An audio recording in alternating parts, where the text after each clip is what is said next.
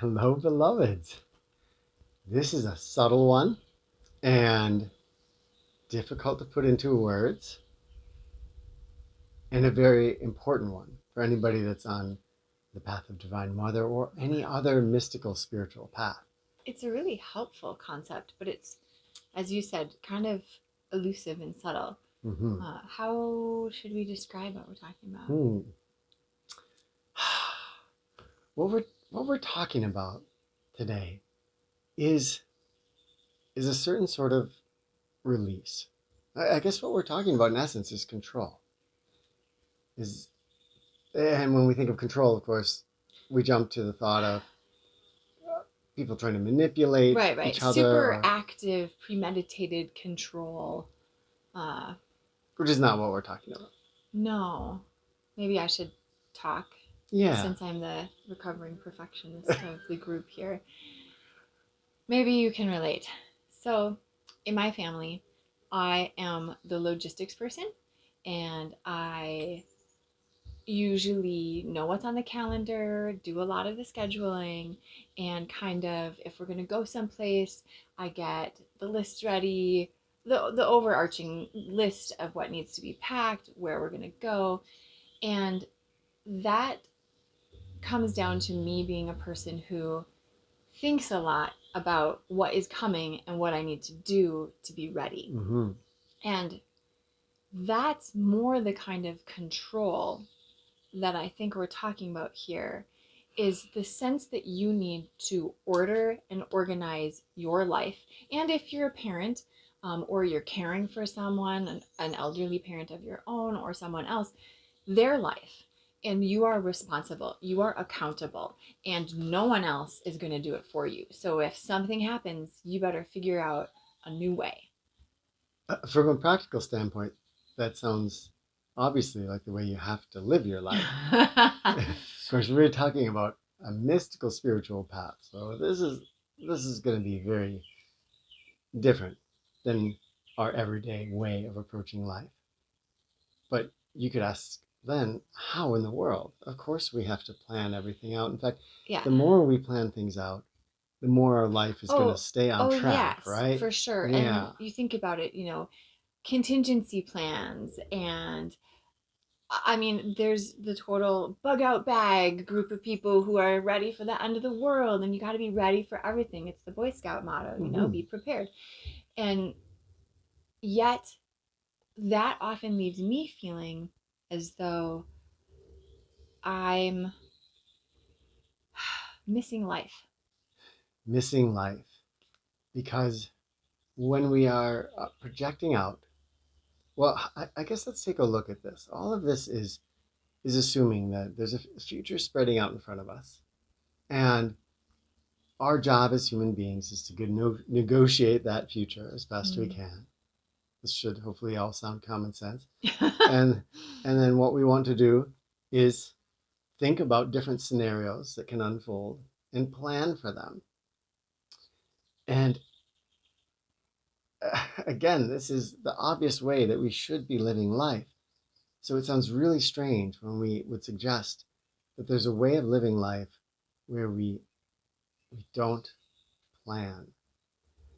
And that doesn't mean we don't plan. That's why this gets so tricky Right. because it saying one thing, okay, we're going to let go of planning or control or accountability, in our culture almost immediately implies the converse side Mm-hmm. of things. Okay, then you're absolutely not going to do it. But there isn't any subtlety in that. That's not it. We still get work done. We still, you can still send your kids to school. You can still have a vacation that you plan for. It's just the framework, the glasses that you approach your whole life with. Mm-hmm. So I said, I feel as though I'm missing life because, and maybe some of you can relate to this, my life becomes my to do list. One thing gets crossed off, that's fine, but five more things get added. And I only think, and I believe our standard American culture teaches us this too, I only believe I can rest when my list is done. That ain't ever gonna happen, sister, brother, Mm-hmm. whomever. It's just not. So when do I rest? Was it the Zen teacher Steve Hagen? I can't remember what his number was, but he said we all have exactly 83 problems. Oh yeah, Might be a something like different that. number. Yeah. Yes. And the trick about that is that no matter how many of your problems you get rid of, you always still just have 83. And what that is suggesting is that the when we encounter life, we imagine that here we are and we're dealing with the outside world, but so often we're dealing with the inside world. Yeah. We're dealing with our perceptions and ideas about the world. And unless we can shift those, our experience of the world around us isn't going to change or alter very significantly. You're so right in that Thank you. in our It's recorded too, so I can come back anytime I want. in our I'm so world right? Yeah, thanks. Let me hear it again. in our world there's a polarity. This is the kind of logic based worldview that we've taken on as the dominant worldview. Which I feel, just to jump in because Yeah. we're talking subtlety, I feel like it's not a complete accurate representation to say logical. That's what we think of now, but true logic, I think, would follow things differently, like true skepticism. Yeah, anyway. So that's not to say if you feel like you're a logical person that you're doing everything wrong. It's just we have this idea in our culture of a logical, rational, non-emotional approach, which really isn't usually a lot of those things. Another way to look at this is just that we don't tend to be good at systems thinking. So we look at an issue in life, in this case, having control or not having control, and we just see it on that superficial level. So either I'm going to plan out my life ahead of me and do my best to control the outcomes, or I'm going to completely release to the wind. Wind shall take me where it will, and go with the flow. And yes, yeah. Of course, the reality is that all of us live betwixt those two polarities. But on the mystical path, we get into paradox, where we're talking about, in this case, negating that sense of control. But that doesn't mean that, because it sounds polarized, but that doesn't mean that we are entering into a place where our life does not have structure or that we don't have influence over how our life winds. We might think of it like you're talking about sailing, I think of surfing, which I have never done, but I watched the surfers when we were in Hawaii living there and seeing people on the waves who you can fight the wave and that doesn't tend to go too well. You can just let the wave take you. That doesn't tend to go too well. Or there's this middle ground of flowing with the situation where it becomes very beautiful and elegant often. Yeah, the reason I use sailing is because overall we've been talking about this being a mystical, spiritual approach to our life and control and accountability. And so to me, there's another option. There's be totally controlling, organize everything. There's let it go, don't worry about a thing, it'll just happen. And then there's the other choice, which is let Divine Mother be the guide. And so when I think about sailing, I think Divine Mother is the captain and she is steering the vessel. She is worried about reefs and the wind and all of that. And I'm the guest, I'm the passenger, and I get to go on this magnificent journey. And so there's a lot of different scenarios. We might talk about role playing in a little bit. But in this scenario, it helps me to realize that I can still have my own responses to what I'm seeing. If it starts raining, I can decide to put on a rain jacket, or I can decide to say, take the rain and feel it. But Divine Mother is the one who is charting our course. And my job, if I am, quote, a good passenger, is to really just absorb it, feel what I'm feeling, be present for it. And when I do that, me personally, in my life, and I say Divine Mother is the captain and she's guiding this, I feel a very big weight lifted off of me. Again, remember, I'm the perfectionist in the family who organizes logistics. As in, yeah, I can just go with this journey. And there's this beautiful source that loves me that is maybe going to take me places I never dreamed of. And it's okay for me to not have it all planned out, because what would it be like if I was the passenger and I got on board and I said, "Oh, excuse me, Captain, but we're going to go here and then we're going to do that. And then I want to by 6 o'clock be here." And the captain's going, "Well, if we go there, there's shoals, and if we try to be there by 6, the tide's going to be low." It becomes difficult to really have the experience that maybe I'm meant to have. Mm-hmm. If we come from a non-faith based approach and we're hearing this, then it can sound strange. I used to be very non-faith based, and when Mm-hmm. I'd hear things like this, think, okay, so some imaginary deity up in the sky that I'm just going to say, you're the controller. Right, nobody's at control. Regardless of what name we want to put onto it, Divine Mother, the universe, the laws of science, at some point probably in life, we realize that we don't have that much control, that there are other forces, whether it's random atoms bumping together or Divine Mother, that are guiding Yeah. life, that have it on a trajectory.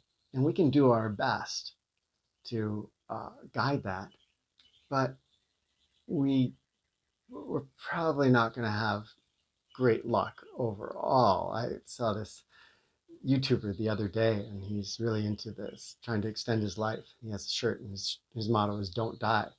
And I was thinking, well, that's probably not going to go super great for you if that's your main goal. I don't know how successful you'll be in the end, but But the journey on the way might be exciting, and that's where, when we decide how life has to be, then we are removed from it. Right? When you're talking about feeling basically not being participating in your right. life, Yeah. that's what happens when we lay down all these best laid plans in front of us. And then we spend so much energy not only holding that idea in our mind, but then trying to always re steer life so it gets back into our plan. When talk to almost anybody, and I feel like you're Mm. going to hear, oh, this part of my life feels out of control, and this, and this, and this. Mm-hmm. Few are those around us who have a sense of serenity as Mm-hmm. we move through each day, feeling like the day is unfolding perfectly. And that doesn't happen by exerting control. Yeah, I want to come to the role playing Oh, idea for yes, a very fun. second, because the whole steering the ship and things, that can feel really kind of, if it's not the analogy for you, as you said, it can feel scary or kind of difficult to believe. But one fun thing, and it has a value even if, for pretty much anybody, is to kind of imagine that you are role playing in this game of life. And for us in our life, we imagine that Divine Mother is the crafter of the story and the adventure. And she's loving and she's playful and she has unexpected, magical, delightful surprises waiting for you if you can go along with the story. And the beauty of it is that you also, if you're not you in this box, in this form, and you've solidified yourself, you can be any character you want to be and you can change your mind at any point in time. And I think that's useful for anybody to realize that we are different to our coworker than our spouse, than our child, than our parent. And those are all different roles that we play, and we switch back and forth, or sometimes are simultaneously, and we get a choice. And then, of course, the greater exciting thing is that with Divine Mother as the storyteller, a lot of beautiful things can happen. When I think of that, I used to play Dungeons and Dragons, so that I kind of like that analogy or parallel that you're drawing here. So you can imagine as Divine Mother, her, and more proper to say that she's becoming all of these characters. Mm. But if we step back and just think of it more like a role playing game, we can think of her as the DM, the dungeon master, the Divine Mother, who's playing out all these different adventures and dramas, gazillions of them in this world and maybe many, many others, and the the lives of plants and animals and specks of dust and dreams.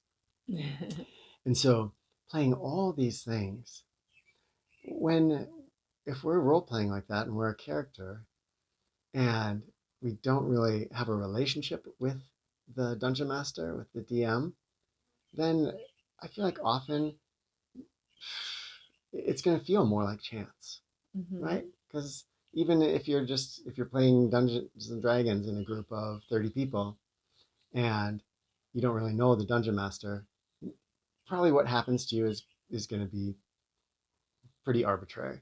Mm-hmm. If you have a strong relationship connection with that dungeon master, you may have a different experience in that group of 30. And I suggest that we have that same experience here. If we have a strong relationship with the world, with Divine Mother, then a, a different experience of life may be crafted for us. And that's where some of the magic starts to happen, I feel like, in a mystical path. If I wake up in the morning and I do my glow and I say, I wonder what's going to happen in today's adventure.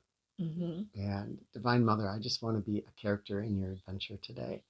And let's make it fun. Now go for it. Start things up. And that's probably, at least in our experience, that unfolds a very different day than waking up in the morning and going, okay, We have here's to what do we got to this. We do. got to do this. We got to do this. Yeah. Yeah. Even just our attitude. You can see the Yeah. different attitude between here's that list and gosh, wonder what Divine Mother's putting on our plate today. Yeah. If it's only list based and we're trying our best to get everything done, so we can rest, which of course we know won't happen. Uh, there's no, there's not a lot of room for spontaneity or kind of beautiful, random, magical synchronicities to happen. Uh, Serendipity isn't a word we use very often, and it, What a it good word, it though. exists, and it's really beautiful, and it can happen all the time. It doesn't have to be magical, huge things. It can just be little things that you suddenly notice. And I feel as though for us, when we say Divine Mother, okay, you're telling the story. What is it going to be? And then we listen and we act in a way Mm-hmm. that is inviting of that. We do get those synchronicities. We do get serendipity. And the key is that we have to be present and we have to take the clues when they come. And we have to make the space in that structure of I'm gonna do this, I'm gonna do this, I'm gonna do this, I'm gonna do this. Instead, we go, okay, you're calling the shots. Maybe I have a couple ideas of what I'd like to do, but if I stay flexible and fluid, then opportunities can come in that can completely transform your whole life. And also, just little beautiful things can come in that just fill your day with these little kind of gems of joy. Yeah. I think we spoke about this in our book, Becoming Dungeon Master, from a different Mm-hmm. slant, but it gets magical. Part of it is just that shift in attitude and the fact that we're not often taught this, but that it takes mental energy to Mm. try to continually push ourselves back Yeah. onto a certain route, whether that's to correct our emotional state or whatever it's going to be. That takes energy, especially if we're trying to get other people to do what we want. Oh my goodness, Yeah. right? The expression herding cats. It often works very well for humans, whether that's just in your family or a group of people you're dealing with or friends. that takes energy, and sometimes significant amounts that detract from being able to just see the world around us, appreciate the smile of somebody, see the clouds, watch the leaves sparkling in the wind. But it does go further. It does get magical. And you're probably here because you recognize that life can be kind of magical and want to explore that juiciness. And so that was the big surprise for me, I think, was the more I fell in love with Divine Mother and the world, the more the world started treating me differently. Mm-hmm. Yeah, I've experienced it too. I want to say, being again the logistics person, have always felt a huge responsibility to make sure that people are happy, that I'm prepared. And it's really important to recognize that this way of offering up your life and everyday living into Divine Mother and her generosity, it requires a lot of courage. But the big thing is that it requires you to not put your to-do list in front of people or in front of life experiences. Divine Mother is saying, do what you love. I'm going to, the more that you fall into me, the more that I will unfold for you things that you maybe never dreamed of that are just right for you. But it requires your courage, and it requires you to see that the to-do list is just a to-do list. It isn't real people. It isn't an experience in nature. It isn't really living. But our culture tells us that. So I'm just really wanting to make that point clear that it takes courage and bravery. It requires vulnerability and opening, and it requires us to see, hey, I'm putting my to-do list in front of experiences that are being given to me, in front of a relationship with someone else. And of course, if you're going to imagine you're laying down to die, you're probably not going to wish that you had finished everything on your to-do list. You're going to probably wish you spent more time with your mom or your kids or working in the garden or pursuing whatever it is that gives you joy. Now, sometimes we may have gotten to the point where our to-do list includes things like spend some time with my wife Yeah. or pay attention Yeah, to my yeah, kids yeah. for 10 minutes today. This is where we can distinguish between these to-do things that are part of the 83 problems. Mm-hmm. We have things that we haven't dusted for a while in our house. We And have so many 83 problems. yes, and even if we dusted all of those things today, there would be plenty of other things to do to upkeep the house tomorrow. So that is one sort of list. The other sort of list are the things that come out of our spontaneity and out of our hearts. And Zen speaks to this, Taoism speaks to this, that we have this hidden capacity, this capability that few of us even know that we possess. And that is the ability to arise very appropriately to the situation that's unfolding in front of us.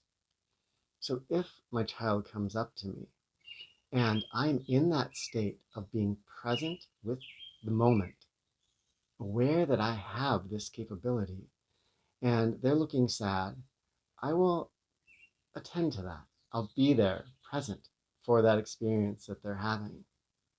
If they come up to me and I have my list of things to do in my head, it could very well be this is not a very good time to have emotions because I have to wash the dishes. And I'm probably going to have a different, not only experience right there, but I'm developing a long term relationship with my child that is perhaps not the one that I would hope to have in the future. So it's training our brains in some ways. We train ourselves all the time. We're always in training. And we can train ourselves to do our to-do lists. We can train ourselves to make that the thing we're really good at. And that's where we get broken in some ways. And I don't mean broken in a bad way. I mean kind of broken like a record player that gets broken and keeps repeating and keeps repeating and keeps repeating until that's all you can hear. And you can't really understand what the actual music and song sounds like anymore. And so that's where we have to practice setting aside the to do list. Mm-hmm. And that's where we have to start cultivating joyful moments where we are able to connect and where we have to say, maybe even out loud, I want to be with you. I have all these things to do, but those things are not as important as you. And even if you don't necessarily feel that way at first, you can't, if you have no space, you can no longer do anything. If there's so much furniture in a room that you can't walk around, you can't walk around. So you have to start the process of moving some of the furniture out of your room so that you can be free to flow through it. And if that's where you are, that's okay. Great that you recognize it, because now you're at a starting point where you can ask yourself, what is truly important? Does this matter more than my relationship with my wife? Does this matter more than my relationship with nature or Divine Mother? You can start asking yourself these questions. Everyone will have different answers, Yeah. but it is a practice, and it comes back to that training our brain. It's like a muscle, okay? If all we do is our to-do list, that's the muscle we get. If I practice actively going, oh, this is so hard for me, and this was hard for me, I have so much to clean, I have guests coming, I have this, and you're upset because, this broke. So that's where we practice. That's where I strengthen that muscle. I take off this stuff, that's the to-do list, my culture says is important, and I strengthen my muscle of saying, hey, this was important to you. You are having emotions. I'm your parent. I'm a mentor for how to deal with these things. This is what's being called in. And it might seem like that's hard at first. We're just using examples of, people having emotions, but there's also beautiful things. Going out to see a rainbow in the sky, somebody playing and saying, hey, come play this game of croquet with me. It's so fun. And the more we enter into that and the more we see the delight of those things, the more that Divine Mother begins to put more of those things in our story, to tell a story that's very different than our usual standard cultural lifestyle. And I think the beautiful thing for me about the path of Divine Mother is that Divine Mother, if I can just have one thing that I need to pay attention to in any given day, not my to-do list, not controlling anything, just one thing. That one thing is to be in love with Divine Mother. As I continue on my path and I realize that Divine Mother is becoming her, is becoming those clouds, is becoming my thoughts and emotions, my children, my friends, is becoming all of this, then in that one goal for the day, to be in love with Divine Mother, I'm being in love with everything around me. What would a day be like if we go through a day just being in love with everything we see and hear, even our own emotions, even our own sadness, maybe, Even the gnats. even the gnats. That is such a completely different experience of life than back in our control land. So true. So this makes it sound as though life will just be perfect and wonderful and every experience will be an amazing experience. But we have to learn and grow, and we want to become our best selves. And so, there isn't a normal. I used to think, well, this isn't what our life normally looks like. This isn't how we usually normally feel. I don't think there is a normal. There's just every day, there's every moment, and we're real human beings, and we are given all these different experiences to learn and grow.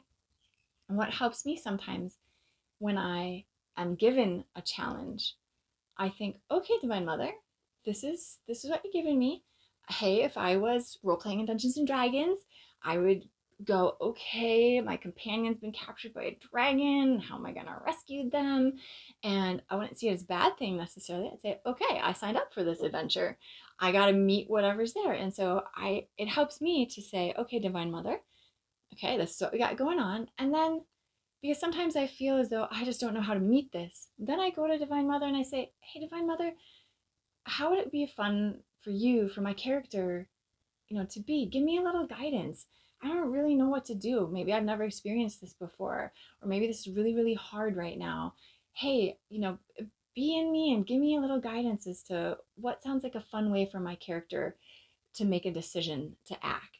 Because if you think about reading a story, it's getting to watch the characters choose and make these different decisions, and we learn and grow with them. And so that's kind of how I sometimes deal with when something comes in and it feels just scary or unfamiliar. Hmm.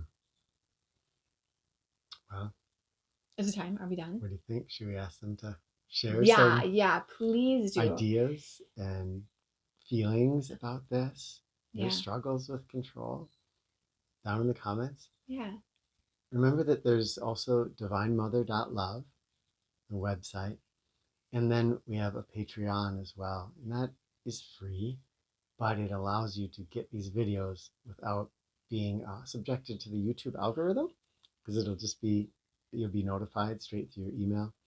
So sign up there, and then you can get these without being fed all kinds of other things. I know when I go to YouTube, there's often a lot of junk that yeah. I don't really even need to see the thumbnails for.